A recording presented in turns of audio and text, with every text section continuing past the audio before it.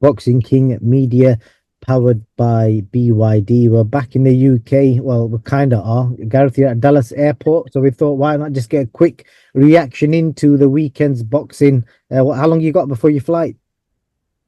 Couple of hours, so I've got lots of time. I've got ribs, brisket, Caesar salad, couple of ranch waters, which is tequila, soda, and lime. About to get on the flight, overnight flight. Couple of movies, a little bit of work.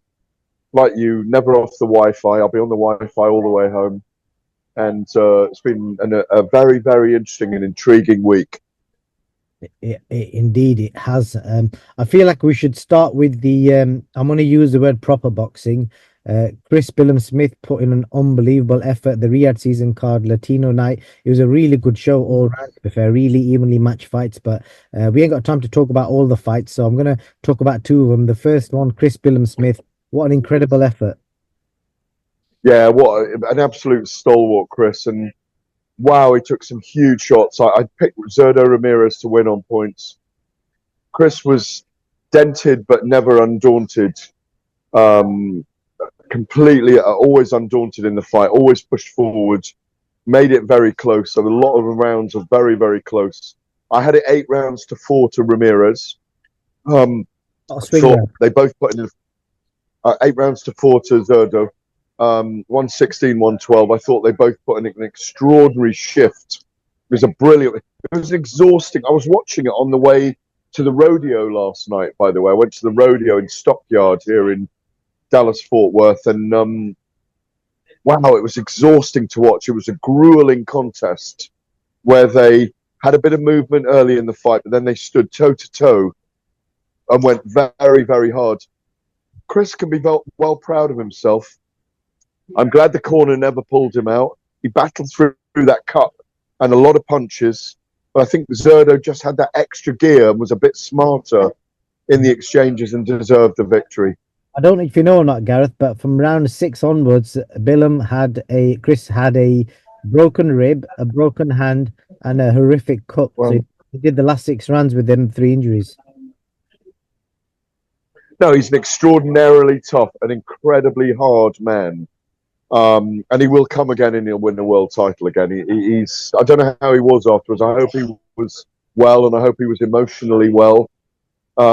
He's put himself in the spotlight.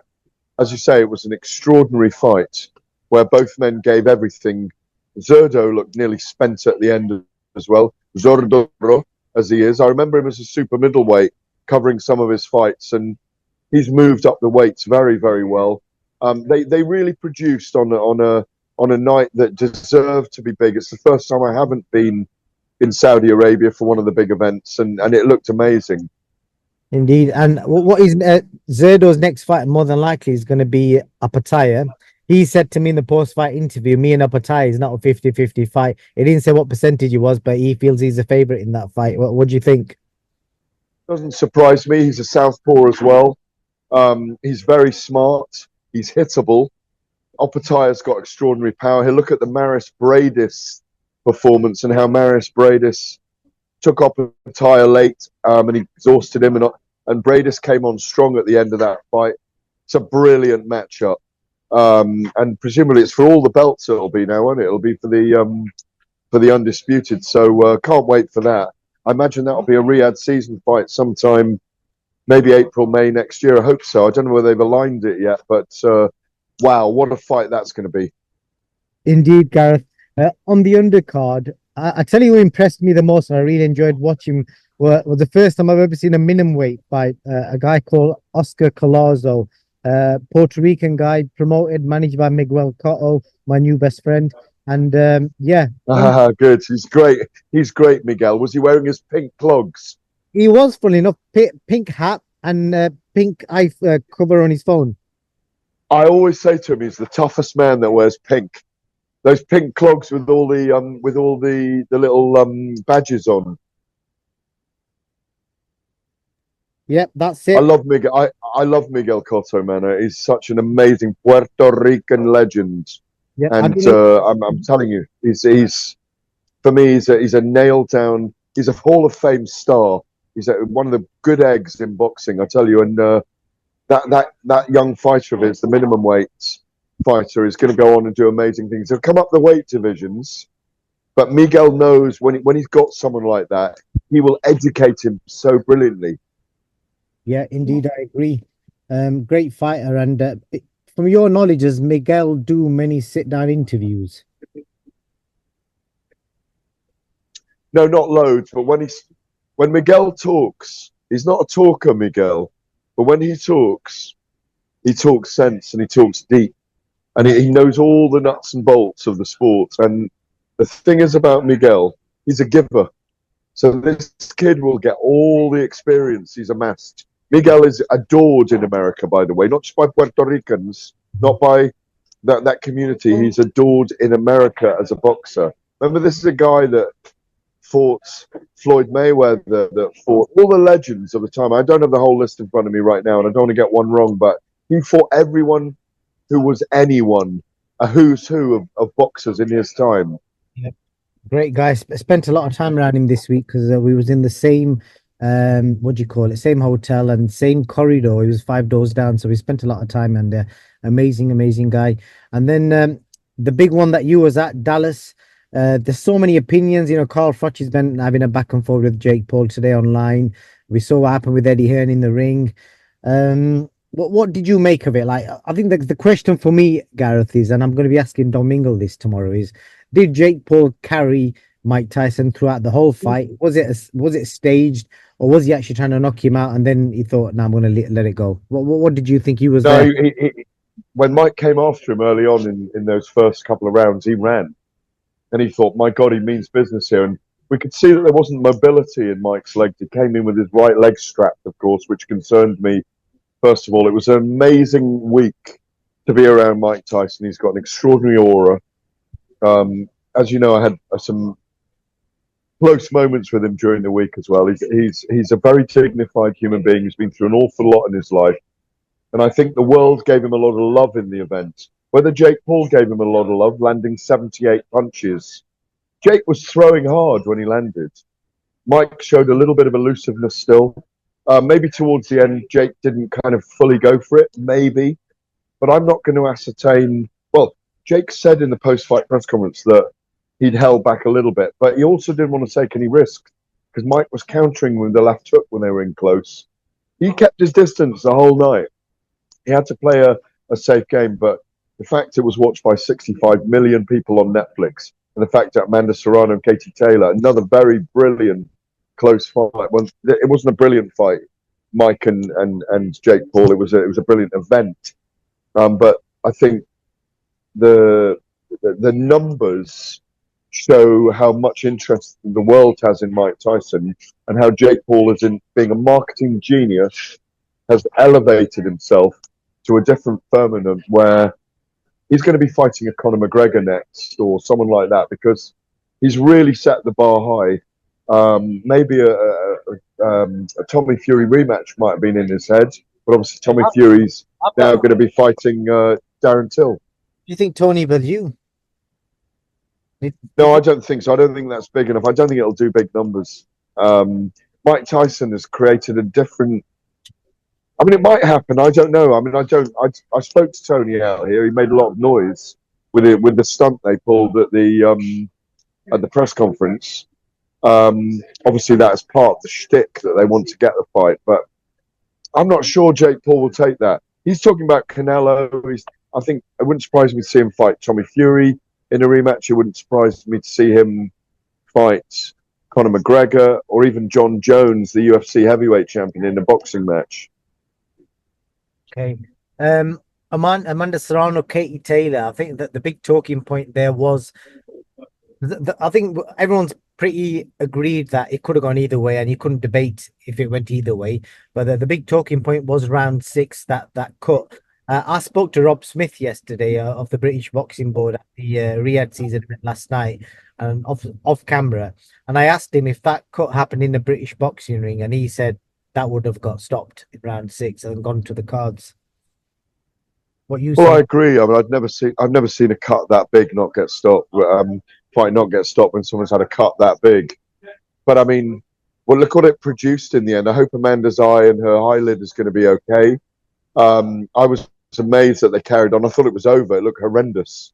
I've also had Amanda just edging the fight on my cards. I was delighted for Katie Taylor as well, though, that she did win. I think she should face Alicia Baumgardner next. That's the fight I'd like to see her in Ireland at Croke Park, big stadium. They tell me her handlers, Brian Peters, her manager, Eddie, it's hard to get that fight on at Croke Park, but love to see that. Really would love to see that. Her having a massive homecoming, like a big stadium homecoming. The brilliant, but with 50 million. Thank you, Jeff, as part of your most valuable promotion. She's done an amazing thing doing that. More than any other promoter's ever done for women's boxing. But yeah, that cut was extraordinary. How they carried on, I don't know. I genuinely thought it was going to be called off. Why was that allowed to carry? Is that because the Texas commissioner are a shambles, or did the referee? Because I heard something about the blood's not going into the eye. So was it because of that, or is it just that the Texas commission are just running a way that we don't see anywhere else? No, I think it was just on the doctor's decision, and there wasn't loads of blood flowing, was there? I mean, it hadn't cut a capillary. It wasn't bleeding loads.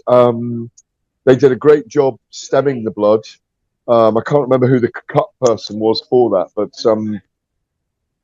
you know, it worked out in the end. And Katie got her metal and was targeting the eye and went like a raging bell at the eye with her hands. I'm not going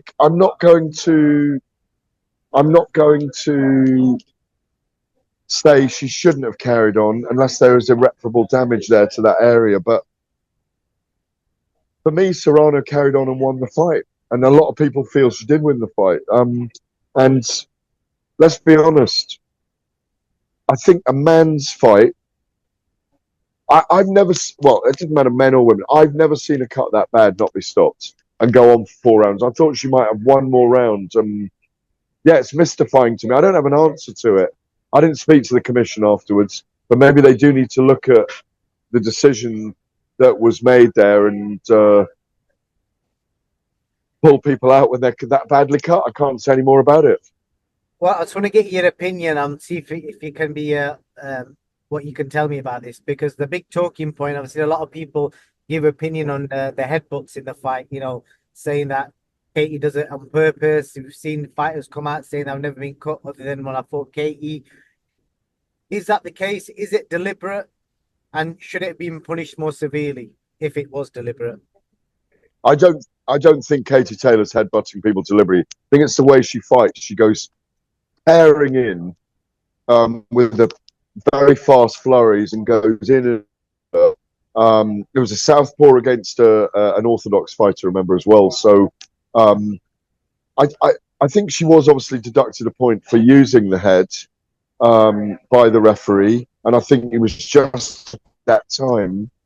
But I don't think she's a particular fighter. I just she's an incredibly tough, hard fighter, and I think Amanda Serrano's retracted those comments afterwards, I believe, about Katie doing it deliberately. I don't think she does it deliberately. I just think she's incredibly fast and hard and will win at any cost. I genuinely don't feel Katie is a deliberate, dirty fighter. That's just the things she does. She'll win by any means necessary, and I think she's just in the zone. And I just think she tears in when she fights. It's part of her style, Boxing King Media. Yeah. Well, I'll end it with this on Mike Tyson. Mike said he's going to carry on fighting.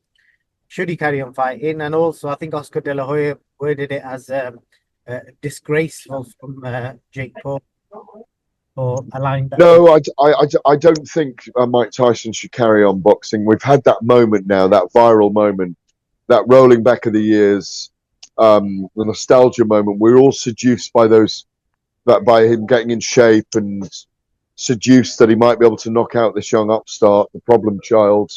He wasn't able to. We've seen enough from Mike to know that he's a very proud man, very proud fighter.